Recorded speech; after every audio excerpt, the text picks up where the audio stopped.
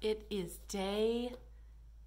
what day is it? It's day 13 on the 40-day storm journey. And it's Thanksgiving. And Thanksgiving, a time to be grateful, a time to remember your blessings, a time to gather together, which we weren't going to be doing as a family. And I just wanted to talk about how life is, right? Like, there's things to be grateful for even in a storm, and there's troubles even in the most joyous times. And I find that Pastor Rick Warren, I believe that's where I heard it, talked about life being like on a railroad, like the rails of a railroad track. There's two rails. And on one rail, life is good, and good things are happening. People are getting married, and people are having babies, and people are getting new jobs, and moving, and celebrating, and just having fun on vacations. And then there's the other rail, where people are mourning and attending funerals and sitting in hospitals and wondering if their children will ever come home, and aching for the lonesomeness and the losses going on at the same time. And so I think we need to give ourselves permission to find joy in the sorrow, and to remember in our joys that there are people who are suffering. And just to be us, right? To be real and be who you are created to be, I think is the best bet. And it was no different for us. We were in Hawaii, and Eric on Thanksgiving started to get excruciating headaches. They were thinking that Eric was maybe in the third stage of rat lungworm disease, where the parasites are mature and they are making their way to the meninges, the outer covering of his brain, where they die eventually. And so the meninges, which is the outer covering of our brain, gets swollen with meningitis. And in this case, it would have been meningitis through a parasitic meningitis versus a viral or a bacterial meningitis, causing the same inflammation and causing excruciating, painful headaches that he rated at a 10. And there just seemed to be no medication that was touching that. I even suggested caffeine and just something that helped me in my worst headaches at times. And we didn't want to go anywhere. It was Thanksgiving, but Tony and Mary had invited us to a Thanksgiving luau, of all things. So here's the rail. We've got the rail of Eric having excruciating pain, really not able to move with it, which then causes secondary concerns of blood clots and bed sores and pneumonia. All those things when you don't move. But he couldn't move. And he couldn't have lights on. And he couldn't talk to us. It was just, we were there. But there's the other rail. My goodness, it's Thanksgiving and we're invited to a luau. Minnesotans getting to have Thanksgiving dinner on the screened-in porch at Tony's home. And so we decided we would go for just a little bit. He was under good nursing care, and there really wasn't anything we could do. And he wasn't going to eat or talk. And so we just stepped out for a bit. And there's the rail of life. The joy of getting to go to Tony's house and meet the people around his table and enjoy a wonderful meal, a unique Hawaiian Thanksgiving meal. Good fellowship, a way to get our heart rates down, a way for my husband and I to really just have some time together, away from the hospital. All good mental health things. And I just want to talk to you about your rails. I know that you can be on a rail of getting ready for a wedding at the same time that you're planning a funeral. It happens.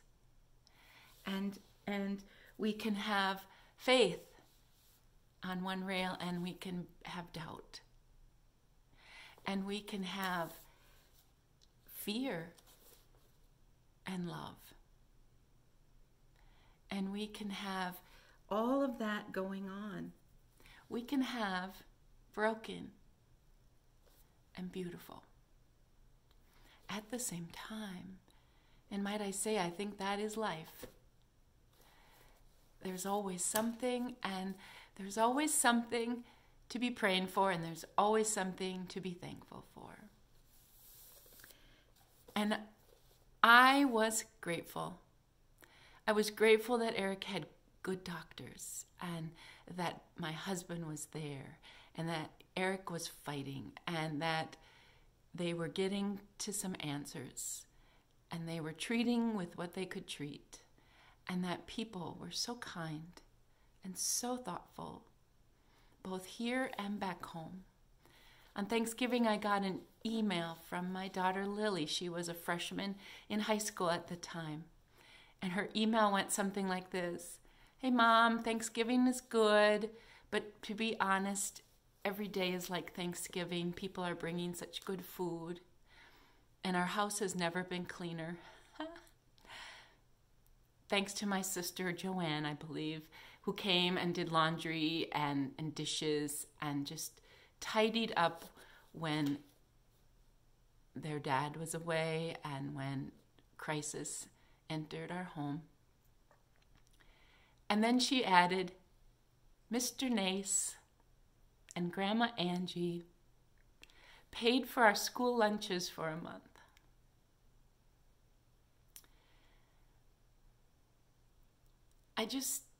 I can't tell you how kind that is and how thoughtful. And I just want to encourage you to be you. Maybe you're not the type to think of something like that, but maybe you're the funny one. We need humor when we're in crisis, and good humor, and those who have the gift, don't shy away from your being who you are and getting us to laugh a little. Some of you are just being who you are in the skilled nursing and skilled medicine. We needed you, and we need you more than ever now. Some of you have brilliant scientific minds, and you're curious, and you're helping those that are struggling behind the patient, like I was, watching my son. I needed those who were curious and wanted to help and had the brilliant mind to do so. Some of you are just good at baking. You know, when I was in Hawaii, there's a story, and I'm just going to save it, but someone used that skill of baking and shared with us. That's for another day. Some of you are just really good at organizing and cleaning, and that was life-saving for us back home, and to have somebody just be organized and help and good at the kinds of things, maybe phone calls or bill organization. Some of you just are calm. You just enter a room and it's just, you're calming. And some of you, your prayer time. You have time, you have the ability in this season of life to pray for people, to spend much time with the Lord and talking to Him about all the people in need. Some of you are just there. You're present, and you're not afraid to sit with the pain. You don't have to say anything, but your presence says much. I want to say that I have a couple pieces of advice, even though I don't really want to give advice. I do think these things helped me, and maybe they'll help you when you are in a season where maybe the rails are just tipping way more on the pain side than they are on the joy. Or maybe you're in a season of just watching someone go off the rails, like Eric. Eric was off the rails. There was nobody going to ask him, what are you thankful for today? I don't know that he even had the process to think when he had such a headache. And that isn't the place to ask. But here's the things that helped me. One of them is just to accept the help. You know, you say, oh, I can do it. No, thank you. And because you don't want to burden people. But let me tell you the truth. The truth is, Jesus said it is better to give than receive. And if that's the case, then if you let people help you, you're actually giving them the better gift. If it's better to give, then if you let them give, then they get the better blessing. I know it seems strange, but if you just let them do it, you will be blessed and helped, and they will be more blessed. So just let go of the pride and let go of the whatever it is that has you saying, oh no, that's okay, you don't have to. And for those that, I just think, let's accept the help. The second thing is to just try to think of 3 things that you're grateful for in the midst of your storm. It's hard, but I do believe you can find 3 things. And you can write them down, and that helps. If you just have a notepad or a sticky note, and every day you write 1, 2, 3, and you find 3 things. What happens is the more you look for something, the more you're likely to find it.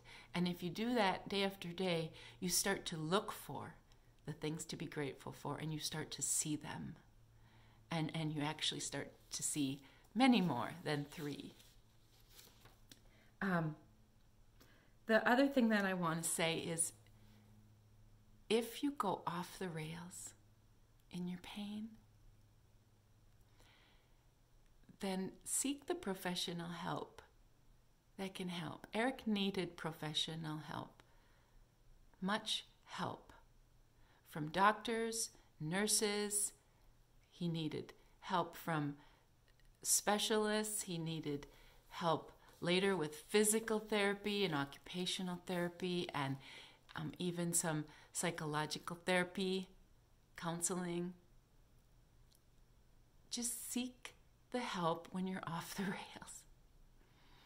If you're thinking of ending your life with depression and because you've said to yourself, is it going to get better? What if this doesn't get better? Seek help. And I just want to say, and I'm going to say it next time. I'm not going to say it this time. I just say, if you're off the rails, seek help and allow people to help you. That's my message today. And as we sat in the luau, knowing Eric was in great pain, it was the way the life is often. And I'll share with you tomorrow what your prayers did for that enormous, excruciating pain. Thanks for being here.